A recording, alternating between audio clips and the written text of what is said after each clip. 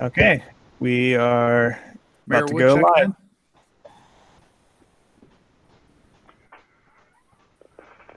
Well, good morning, everyone. I'd like to call the meeting to order. Carla, do we have a quorum? Yes, we do. Okay, first item on the agenda would be the approval of the minutes of the March 11th, 2020 meeting.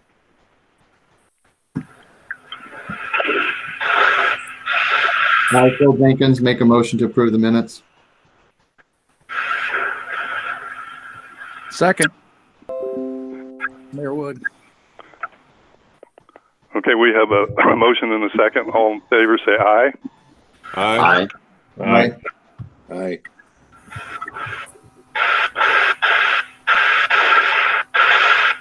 Those opposed, same sign. Motion carried. Chairman has no reports. Financial report, Debbie.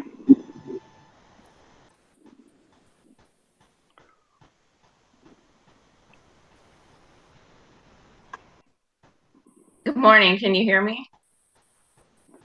I can hear you. Roger. All right. This is Debbie Gardner. I have the February and the March report to present to you today. If it's okay, I'll just go over both of those and then we can approve them all at once. So in February of 2020, our year-to-date fiscal expenses were $3,686,770.43. Our cash balance was $2.4 million, and our monthly expense or disbursements was $303,072.55. For March of 2020, our fiscal year to date expenses were $4,111,945.01. Our cash balance at the end of March was $2,301,770.56. And our total disbursement for the month of March was $517,891.61. Is there any questions over those 2 months? Not hearing any, I would like to ask for the board approval of the February and March financial report. Motion to approve. Second. Deb Fleming, second. Okay, we have a motion and a second. All in favor say aye. Aye. Those opposed, same sign. Motion carried. All right, so in March, early March, we began our fiscal year 2019 audit from the Indiana State Board of Accounts, and they finished up their report on March 25th, 2020, and released it on that day. There's 2 separate reports issued. The first one was a federal compliance audit, which was auditing our internal control procedures and compliance over our 2 federal programs that they audited, which were the federal highway funds and the federal transit funds.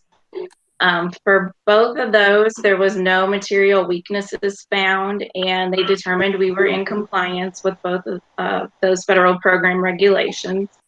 The second audit report that was issued was over the financial statements, and State Board expressed an unmodified opinion, which is good.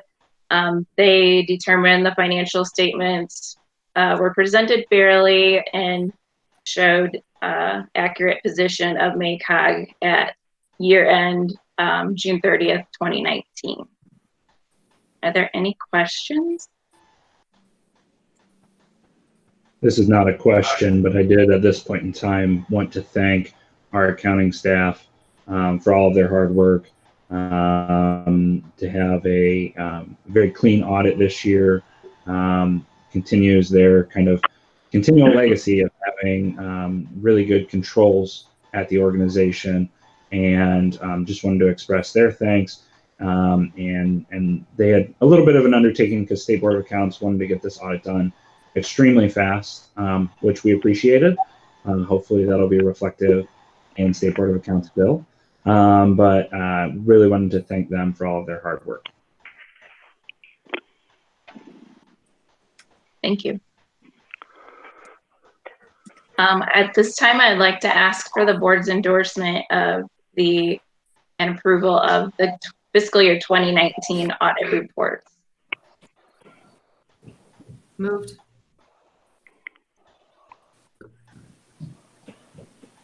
Second. Okay, we have a motion. Motion and a second. All in favor, say aye. Aye. Aye. Aye.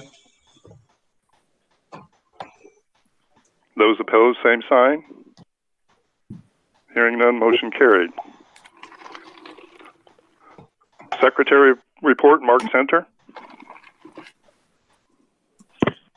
I have nothing, if you can hear me. Old business, James. Yes, we do have a few old business items. Additionally, wanted to make sure that you saw that the March and April administrative modifications were included in your email packet, as well as then for the public, they are posted online.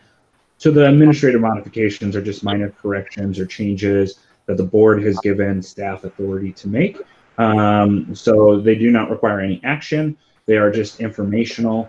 If you ever have any questions about them, feel free to reach out to staff. And then Ryan will be presenting a few of our business items, our resolutions under old and new business. So I will turn it over to Ryan. Hello, good morning. To start with old business, both of these, is that my microphone? Yes, you're getting a lot of feedback.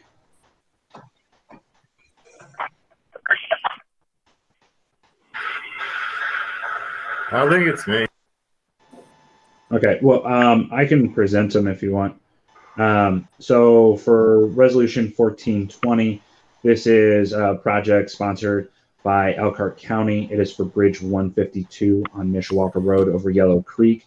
What we're doing here is adding an additional funding for the right-of-way phase, which is in fiscal 2020. That's why this was done through the emergency process to make sure that obligation happened during fiscal 2020.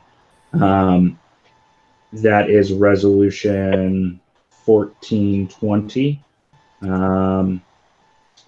Item A. Item B is in Goshen. It is to increase federal funding for the College Avenue project, which is an added travel lane project from US 33 to the Norfolk Southern Railroad. We are just adding funding to the preliminary engineering phase to reflect the accurate prices of what that engineering cost will be. Before it was an estimate, now we have a real world cost. So that was updated as well. This is only the preliminary engineering stage and has not proceeded past 30% complete, nor is it moving towards a right-of-way phase at this point in time. It's just getting started on preliminary engineering. So that's the item A for Resolution 1520. So those are the two old business items, Resolution 1420 and Resolution 1520. The board has actually already passed this, as well as the TTAC, the Transportation Technical Advisory Committee, through the emergency process, but we're bringing it for you today for Resolution 1420 and 1520 for your approval in person or virtually in this case. If there aren't any questions for 14 and 15, I would be asking for your approval of these resolutions. Still moved. Second. Okay, we have a motion and a second. All in favor, say aye. Aye. Aye. Opposed, same sign. Motion carried.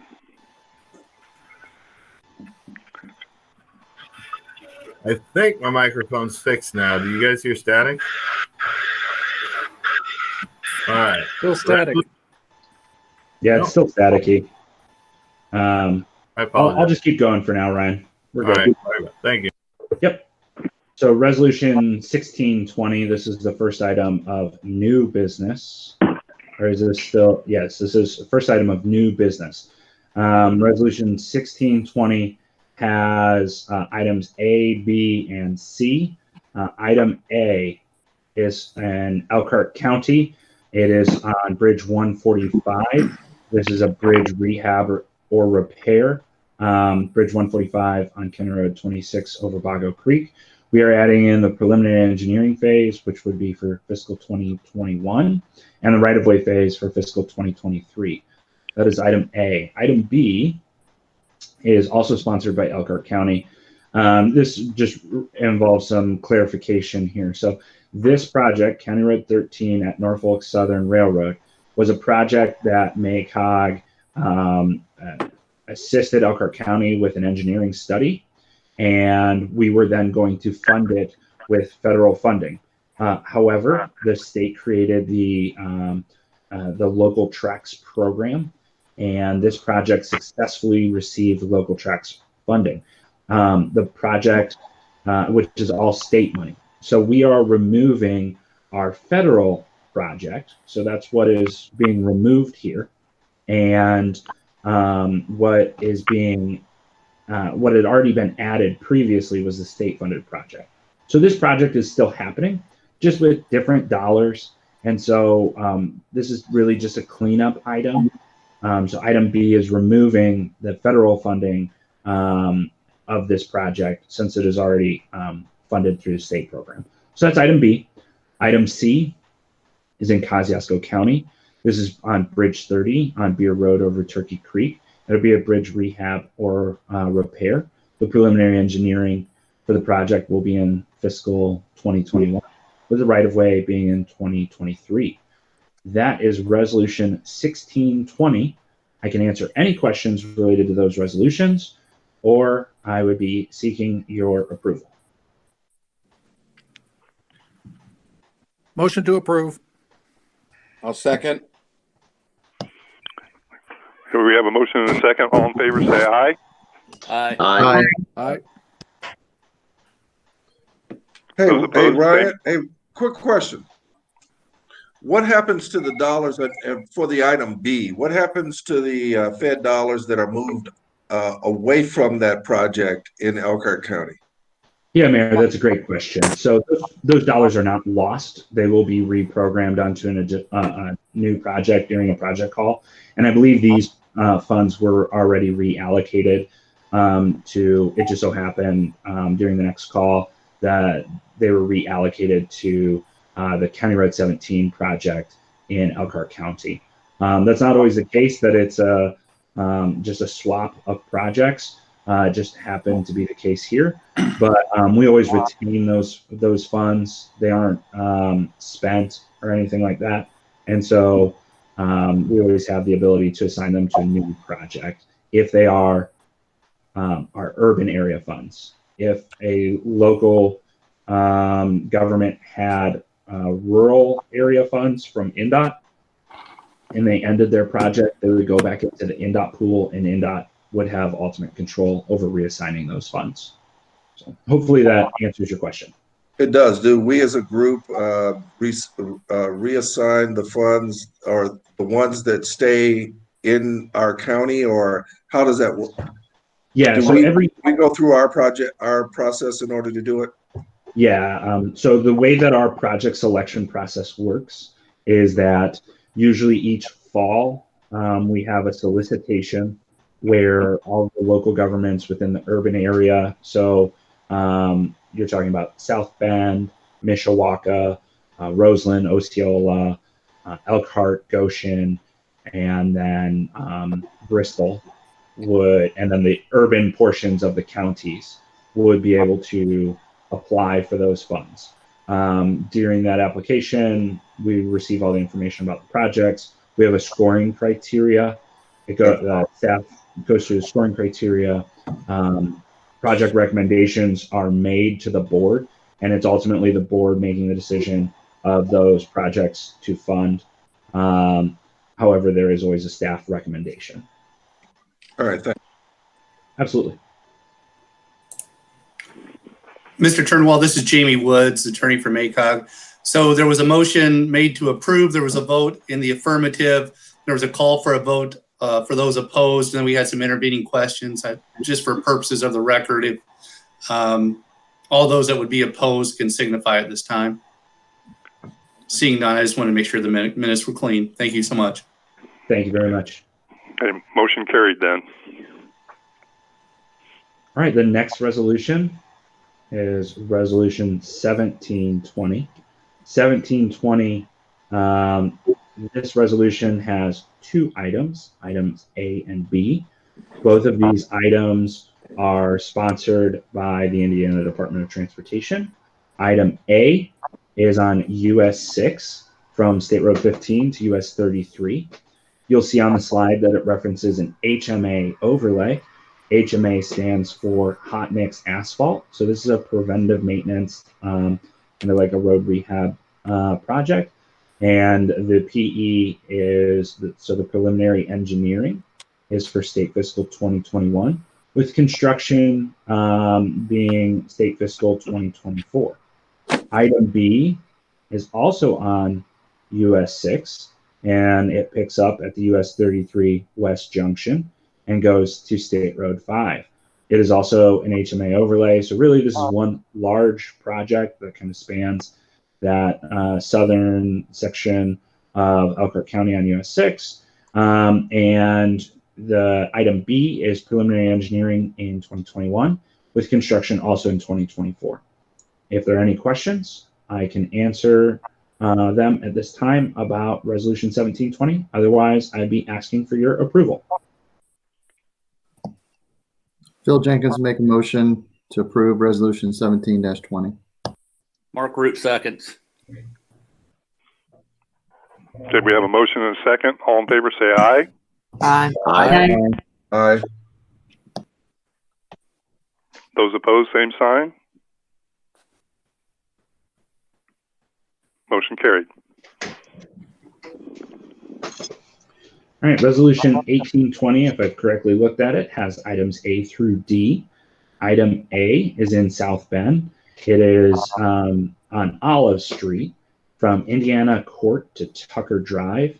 This is a road reconstruction. It is labeled Phase 2 because the project was originally a larger project, but due to negotiations with the railroad that's right in this area, those were protracted negotiations and discussions that are moving forward now, but in order to ensure that the larger portion of the project stayed on track, and just to have more appropriate termini and everything with the project, this was phased into two phases. So this is the second phase. So from Indiana Court to Tucker Drive, the preliminary engineering is in 2021 with construction in 22. Item B is in St. Joseph County. This is the Mayflower Road Bridge over the Norfolk Southern Railroad. This is bridge repair or rehabilitation. This is construction for 2024. I did just want to put in a personal note here that we're very appreciative of the funding for this project, as INDOT has used their rural funds to fund this project. INDOT, during its last rural call, determined that they wanted to focus on improving bridge scores in Indiana to ensure that we have more bridges in a state of good repair. And so they did a one-time, what we believe is one-time change of their rules, which allowed for any bridge in Indiana owned by a local government to be funded with their funds. So traditionally, this project would have been applying to our urban area funds, which would have been a little bit more limited because we only have about $12 million annually across the two urban areas to invest. And so we were able to get this project funded with rural funds and make our urban dollars go further. And we're very appreciative of INDOT for kind of that focus and for funding this project. So that's item B. Item C is in Marshall County. This is Bridge 232, Randolph Drive over Yellow River. It is a bridge replacement, PE in preliminary engineering in 2021 with right-of-way in 2023 and construction in 2024. And then item D is also a bridge in Marshall County. It is on Bridge 11 on Union Road over Pine Creek. It's a construction in 2024. Overall, I think you can see over the last few agenda items, there were about 5 different bridge projects that were successfully funded during the most recent INDOT roll call. So that is very exciting for our region, a significant investment by INDOT with these projects. But that is the end of Resolution 1820. I can take any questions at this time. Otherwise, I would be seeking your approval. Mayor Center, so moved. Second, Mayor Robertson. Can we have a motion and a second? All in favor say aye. Aye. Aye. Those opposed, same sign. Hearing none, motion carried. Great. Resolution 1920 is the last for the surface transportation. The Resolution 1920 has item A, which is US 6 from the west junction of State Road 106 to the east junction of State Road 106. This is a hot mix asphalt overlay preventive maintenance project with preliminary engineering in 21 and 23, with construction in 22 and 23. And then, let me see, there are 2 more items in this resolution. So item B is also sponsored by INDOT. It is on State Road 331 from the north junction of US 20 to Jefferson Avenue. This is again a hot mix asphalt overlay preventive maintenance project with PE in 21 and 23 and construction in 2023. Item C is on State Road 23 from US 30 to Lawrence Street. This is a hot mix asphalt overlay with its preventive maintenance. This is in the southwest corner of St. Joe County down by Walkerton. It's a preliminary engineering in 21 and 23 with right-of-way in 22 and construction in 22 and 23. If there, I believe that's the last item of this resolution. If there are any questions, I could take those now. Otherwise, I'd be seeking your approval of Resolution 1920. Mark Root, move for approval.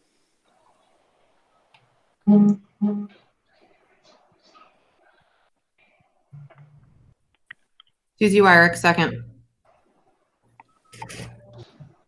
Can we have a motion and a second? All in favor say aye. Aye. Aye. Aye. Those opposed, same sign. Motion carried. Hi, this is Jeremiah Cox, and I'm going to be presenting Resolution 20-20, which is a transit-initiated project in the LaPorte district. And this all of these were initiated by Transpo as part of their the use of their federal funding. Item A is an amendment to decrease 5307 funding for preventative maintenance. Item B is to purchase ADA hardware using Section 5307 funding, increasing federal funding. Item C is decreasing Section 5307 federal funding for the purchase of ADA software. Item D is increasing federal 5307 funding for associated capital. Item E is increasing federal 5307 funding for operating assistance for ADA service. Item F is increasing federal funding using Section 5307 funds for fixed route operating assistance. Item G is decreasing federal Section 5339 funding for the rehab/renovation of a transfer facility. Item H is adding a project to the TIP using Section 5307 funding for a tire lease program. Item I is adding a project to the TIP for the using Section 5307 funding for the purchase of miscellaneous support equipment. Item J is adding a project to the TIP using Section 5307 funding for education and training.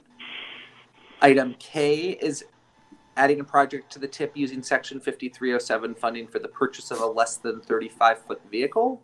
Item L is for the purchase of miscellaneous communication equipment, adding a project to the TIP. And that, if there are not any further questions, are there any questions? If not, I would like to ask for your approval of Resolution 2020 items A through L.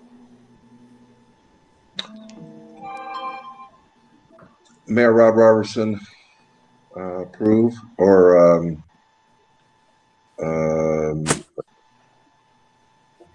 Motion? yeah, I'm moving to accept. Mayor Center, second. If we have a motion and a second, all in favor say aye. Aye. Aye. Aye. Those opposed, same sign. Motion carried. Okay, so Resolution 21-20 concerns the just over $12 million that the South Bend urbanized area has gotten under the CARES Act. So just like how back in March you approved the split of just the standard 5307 funds under the CARES Act, the South Bend urbanized area has received a lot more of these funds, and through consensus, NICDET, Transpo, and Niles Dart have agreed to split this apportionment of 5307 funds, with NICDET Rail getting $3 million, Transpo getting $8.5 million, and Niles Dart getting $753,000 of the approximately $12.2 million of CARES Act funding. And I guess want to just mention that the Interurban Trolley did also get CARES Act money, but because it's in its own separate Elkhart urbanized area, that is not something that we need any split approval for, because the Interurban Trolley is the only recipient of 5307 funds in Elkhart County. So if there are not any other questions, I would like to ask for your approval of Resolution 21-20. Mayor Wood, motion to approve. Phil Jenkins, second. We have a motion and a second. All in favor say aye. Aye. Aye. Those opposed, same sign. Motion carried. And finally, Resolution 22-20 concerns FTA Section 5337 State of Good Repair funds. Under the CARES Act, these funds can only be used by fixed guideway transit, and the only current fixed guideway operator in the South Bend urbanized area is the South Shore Line. So we are planning to give all just over $8 million of this funding to the South Shore Line. Are there any questions? If not, I would like to ask for your approval of Resolution 22-20 for this rail apportionment. So moved. Mark Root, second. It's a We have a motion. Yeah. We have a motion and a second. All in favor say aye. Aye. Aye. Those opposed, same sign. Motion approved. And now back to you, James. Thank you, Jeremiah. Resolution 2320 is part of our Unified Planning of Work program. The Unified Planning of Work program, I'll describe a little bit more in detail in just a minute. But item A and B of Resolution 2320 is to include congestion mitigation air quality funding in the Unified Planning of Work program for our Partners for Clean Air program.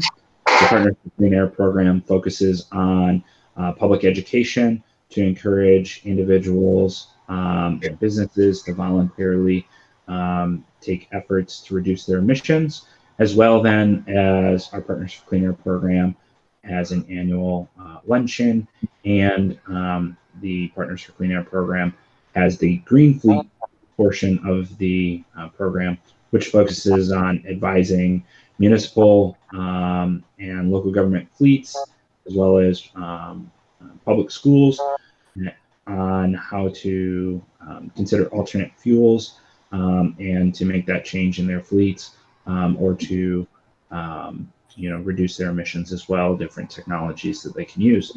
So this would be to continue that program. The reason why there are two items is that we're pulling funds from both the South Bend urbanized area and then the Elkhart Goshen urbanized area. And so that is what we are proposing to do in Resolution 2320, item A and B. This is something that is done annually. It has been done annually for a while. And we would be asking for your approval of Resolution 2320. I can also answer any questions at this time. Stutzman, motion to approve. Second. Okay, we have a motion and a second. All in favor say aye. Aye. Aye. Aye. Those opposed, same sign. Motion approved. Okay, Resolution 2420. I'm asking for the endorsement of our fiscal year 2021 Unified Planning of Work program. This was emailed out in advance of this meeting. The Unified Planning of Work program is put together annually. It's a 2-year document, but we update it every year. So that's why I say it's done annually. This is for the fiscal year 2021, which is upcoming in July. This outlines all of the work elements and all of the work that we'll be doing with our transportation dollars provided by Federal Highway and the Indiana Department of Transportation. There's really not a lot of additional items or new items. This is very continual work that we are doing. There are no large changes within the UPWP, no new work elements. So it's really a continuation of the programs and projects that we have been doing. I can answer any questions about the Unified Planning of Work that we'll be doing for fiscal 2021. Other than that, though, I would be asking for your approval. And I'd also ask for the caveat that between now and this document's kind of final approval with INDOT, they may offer some technical corrections, some changes that need to be made that are usually typographical or clarifying in nature. And I would just be asking that your approval, your motion to approve, would include that authority that I could make those changes that are non-substantive or just technical corrections to this document during that time frame.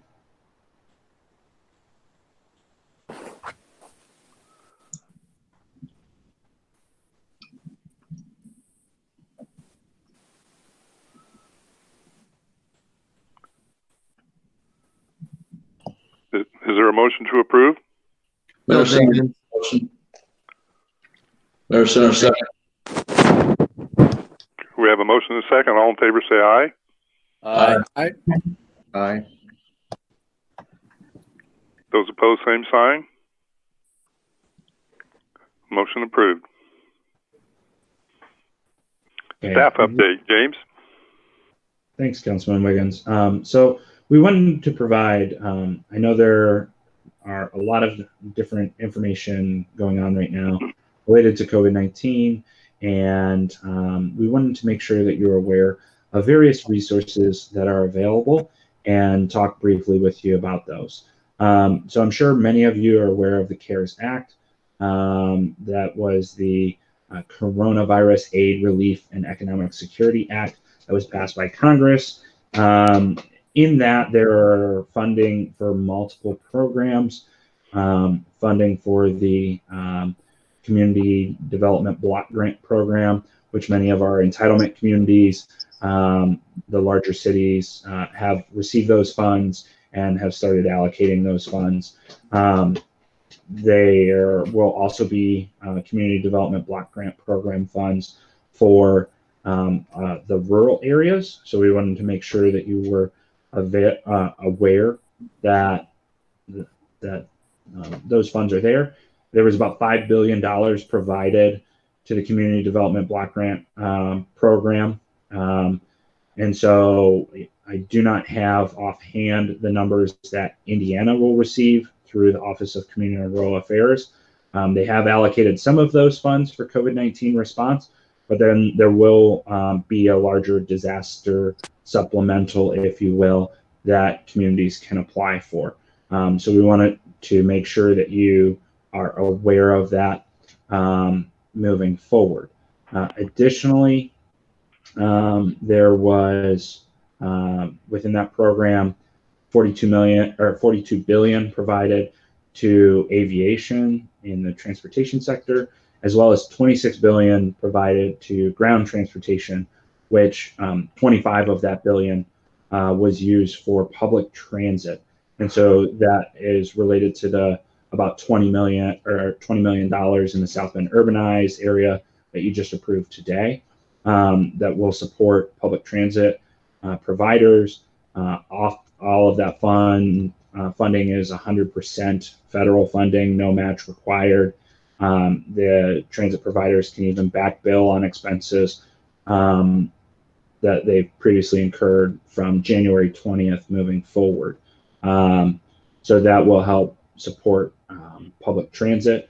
As Jeremiah mentioned, the interurban trolley, which MACOG oversees, also received funding. That was probably about $5 million that we'll be programming as well. So wanted to make sure that you're aware of that. Additionally, the USDA did receive some funding as well.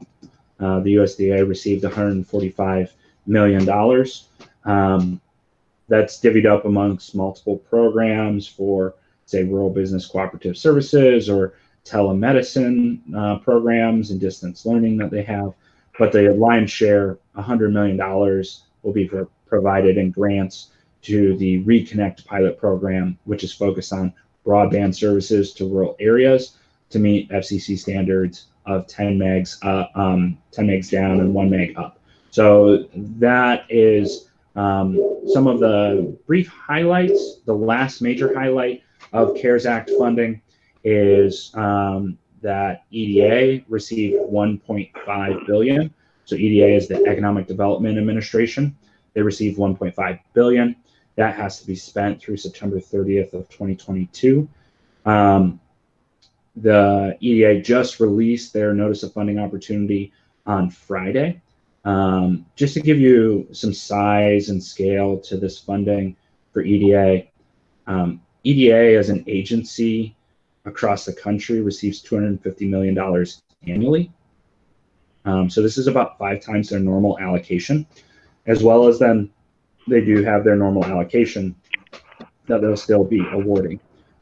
These projects can be projects for economic development purposes. So you're thinking of infrastructure serving industrial parks or businesses. And so in the past, we've had water sewer projects or broadband projects get funded through this program. This is an exciting opportunity to potentially apply if you have infrastructure projects that support industry or manufacturing, that this could be a good way to pursue some funding. The program will be 80-20. Traditionally, EDA is a 50-50 program. So this will be 80-20. So that's significantly different than their typical. Additionally, everyone, when it comes to every county, they used to have different eligibility requirements related to how much unemployment you have, all of these other different metrics that they track. They're pretty much waiving those and saying that every county in America is eligible.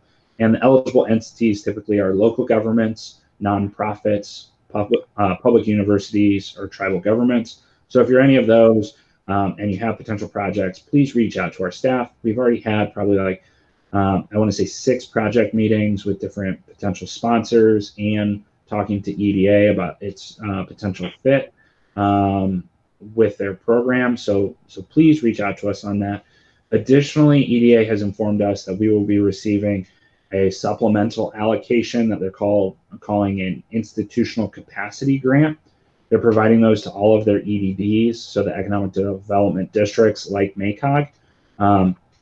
We can apply for up to $400,000, and they pretty much want us to apply for up to $400,000 unless we don't believe that we could spend that. That can be used by our organization to support the programs that we offer. As of right now, we are potentially looking at that funding has to be spent in a 2-year time frame as well. So we want to be sustainable in our approach. So at this point in time, we're potentially looking to add about 1.5 full-time equivalents with that funding.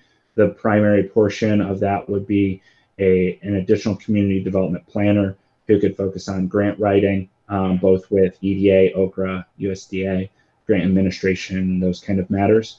Additionally, one of the things that our organization has thought of that we could apply for EDA funding for in the competitive program is a revolving loan fund that could be used throughout the region. It would not be able to be used in South Bend because they currently have an EDA funded revolving loan fund that they've had for quite a while. But outside of that revolving loan fund, there are no other EDA revolving loan funds in our 4-county region. The revolving loan fund would essentially be, if this is something that we want to pursue, a gap financing for, it could be used for industrial or commercial purposes. It also could potentially be used for providing low interest loans for community facilities. This is something that we're currently looking at, and I'd love to hear your feedback today.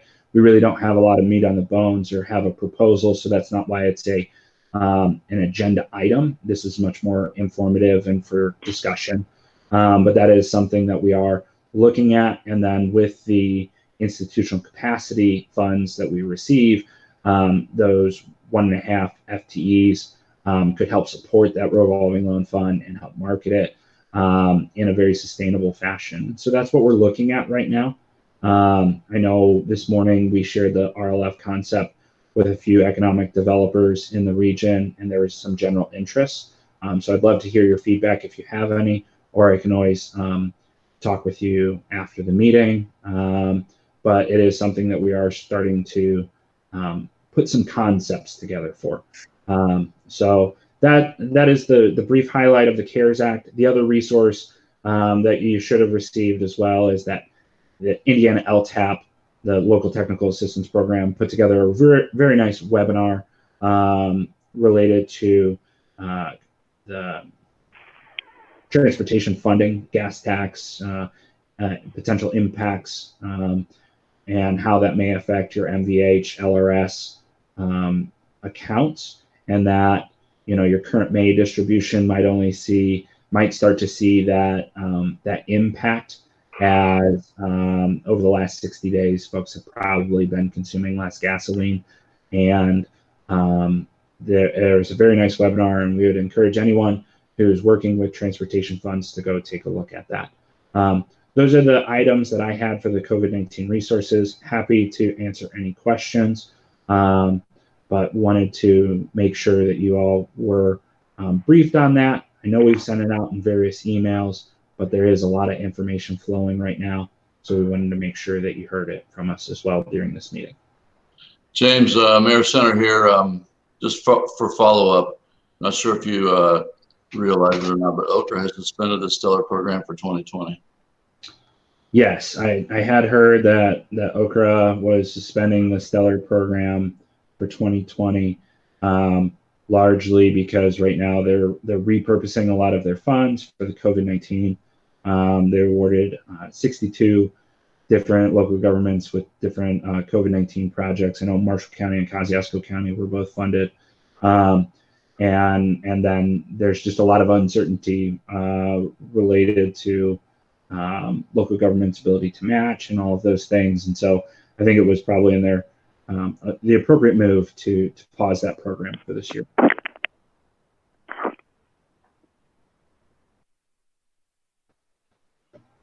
If there aren't any questions, we would move on to the next item, which is the Federal Highway and FTA MPO certification review. So just as an informational item to the board, every 4 years, we work with Federal Highway and FTA do a certification review, which is like a process review related to our transportation planning. And they walk through and make sure that we're following all of the appropriate procedures and regulations related to transportation planning and making recommendations or corrective actions related to how our process works and what they're seeing. That certification review will be this June. It is going to be a little different because it will be a virtual certification review. It will be June 6th and 17th. It'll pretty much be morning, kind of half days. Then there will be an opportunity for a public kind of virtual forum. We're still working through the details of all of that. Joyce Newland, I know, Joyce, you're on the phone. I didn't know if you had anything else, but that's June 16th and 17th. Wanted to make sure that the board was aware. We do this every 4 years with the Federal Highway and Federal Transit Administration. Yes, that is correct. And we're going to have a couple of listening sessions as well on the evening of the 16th and the afternoon of the 17th. We welcome any comments from the policy board or any stakeholders or public. And yes, James is right. It's going to be definitely a little different by us doing this virtually. And we're working on the technology platform right now and should be getting that information out very soon. Thanks, James. Thank you, Joyce. I'm going to turn it over to Leah, who has a few updates. Good morning. This is Leah Thill. I have 2 updates for you on the Partners for Clean Air program and the Green Fleet program. The first is that we did move forward with our award selections for Partners for Clean Air, which we do annually. In lieu of the luncheon, we announced this on Earth Day. And we were pretty excited about these 2 projects because they're really one of a kind in our region. The first is Hwanhee Community Schools for their propane school bus pilot. They have purchased 8 propane school buses and installed fueling infrastructure. And for the buses that they replaced, they reduced emissions by 95%, which is pretty significant for the children on the buses. And we've also heard great things from the drivers who really enjoy how quiet it is and how much they can now hear. And then they also were able to purchase those buses for less than they'd purchased buses for in the last 10 years with the help of some grant writing that we did through the Green Fleet program. The second is the South Bend Green Corps program, which is a new AmeriCorps program for City of South Bend residents. It helps directly intervene to improve energy efficiency in the home through AmeriCorps volunteers. And in the first year, they helped 125, I don't think it matters whether someone owns the home, but households to reduce their energy use by up to 20% in that first year. So that's an exciting program. And if you go to the next slide, the next update is on the Green Fleet program. One of the grant solicitations that's out right now is the next round of the Volkswagen on-road and non-road grant. This is the second round. The most significant change for you all to be aware of, besides the fact that the deadline has been extended to the end of this month, is that they've placed more restrictions on the number of diesel-to-diesel projects that are eligible. So it used to be any diesel-to-diesel project, but now that's limited just to school buses or to refuse trash trucks. So like the snow plow, short haul vehicles can no longer be placed with new diesel under this round. If you're not already working on a grant application with us and you're interested or want more information, just let me know. Thanks, that's all from me.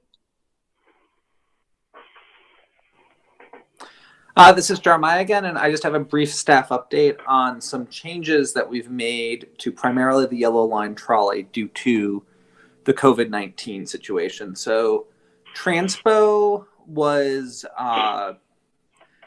had to reduce their service as of April 6th to basically their Saturday schedule, which runs every hour on pretty much every route.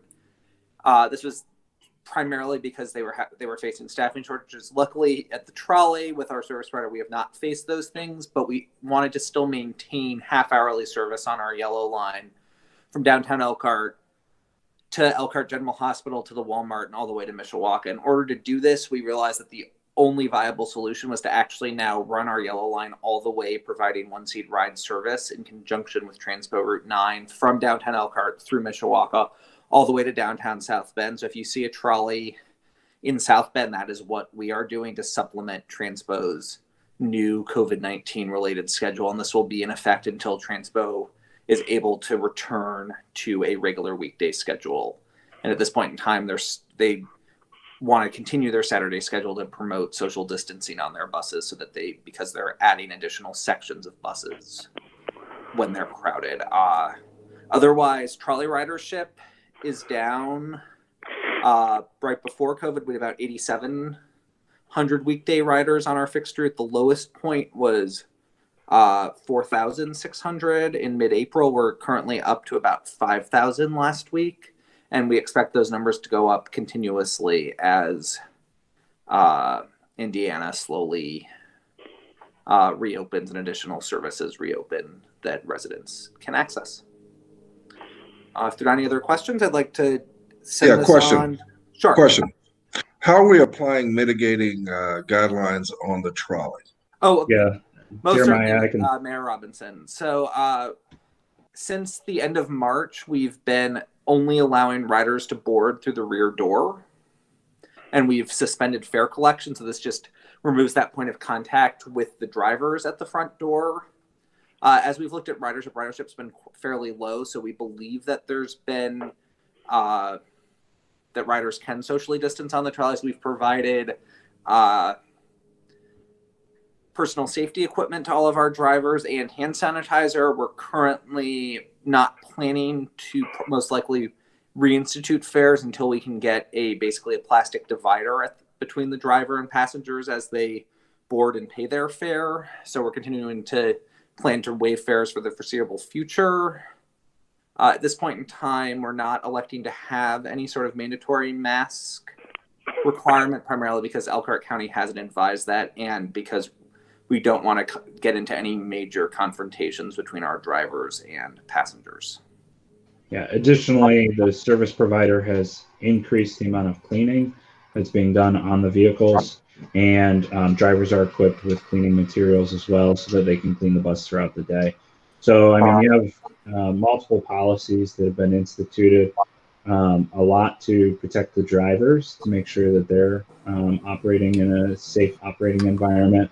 And then a number of different cleaning procedures to ensure passenger safety as well. Thank you, James. May I ask a question? Absolutely. Once you enter into St. Joe County, the health department has issued a mandatory face mask. How do we square with that? So we are not. So we've been in discussions with Transpo that has been in discussions with the health department, and basically the health department told them that because of the size of buses, they're basically able to encourage social distancing because of the size of the bus. And so that's why we have not instituted any mask policies in St. Joe County, because they don't have they're not requiring masks primarily for that same, trying to avoid any sort of driver confrontation. And they've been told by the health department that masks, that because of the size of the buses, we're able to maintain social distancing on them. So we've talked to Transpo about this, and they're not doing it. So we are not adding to this to cause. Yeah, based on the recommendation from the St. Joe County Health Department, because of the people per square foot inside of the large vehicle, they do not believe that a mask is required, and they're not doing that with Transpo. And so since we're operating part of Transpo's service, we are following Transpo's lead on that. Thank you, James.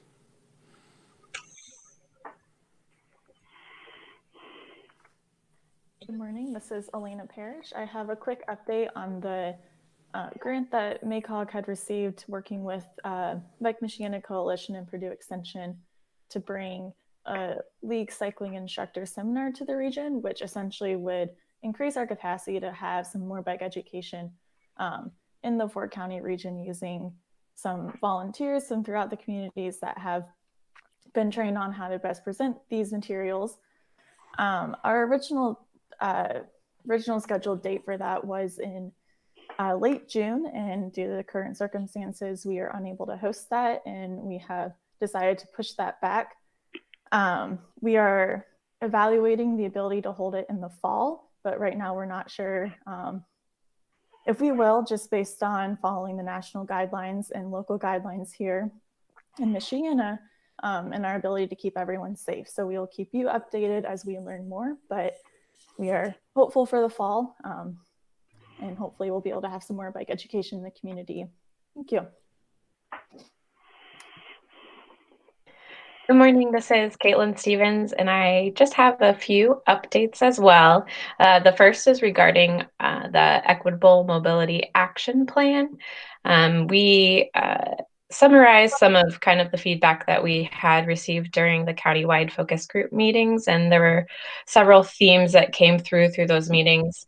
The first was the need to expand or enhance service.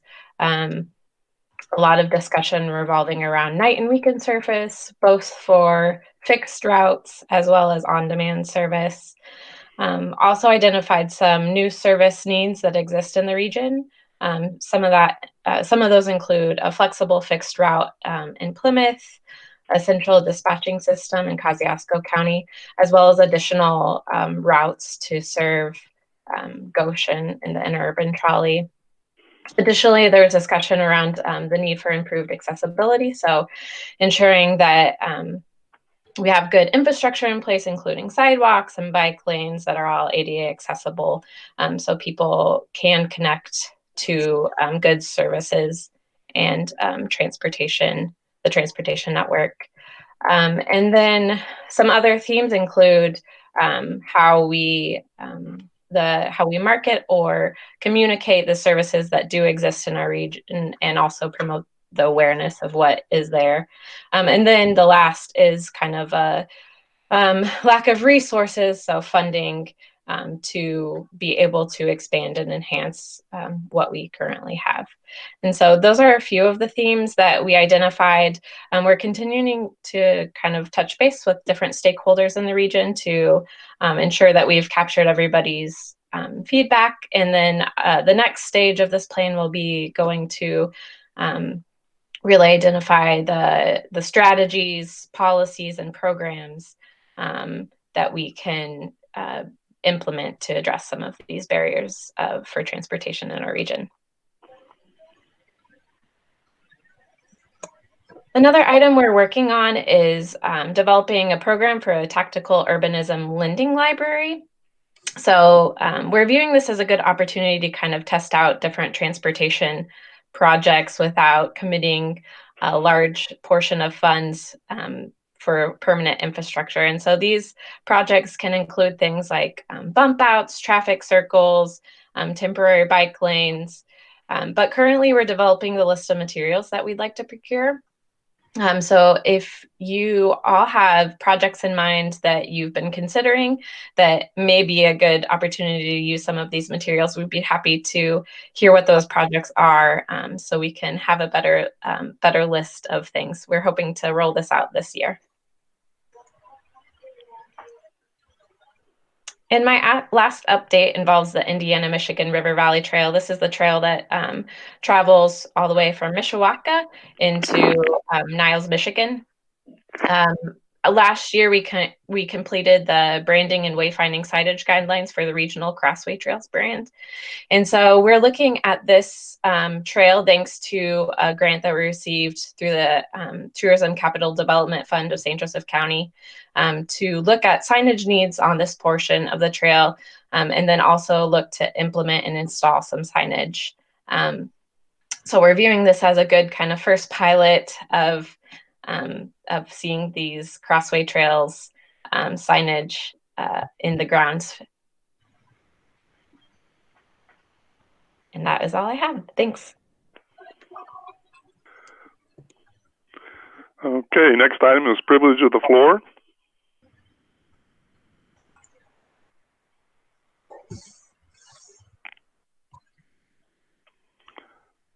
Hearing none, we'll move on to the public comment. James, did you have any inquiries? Right. So the way that we've set up public comment is that we have encouraged folks to email us in advance of the meeting any of their questions, as we're not able to support at this point in time any live chat feature. And so we did not receive any public comments in advance of the meeting. But I do just want to let you know that according to our YouTube analytics, there are 14 people currently watching. So there are definitely some folks watching.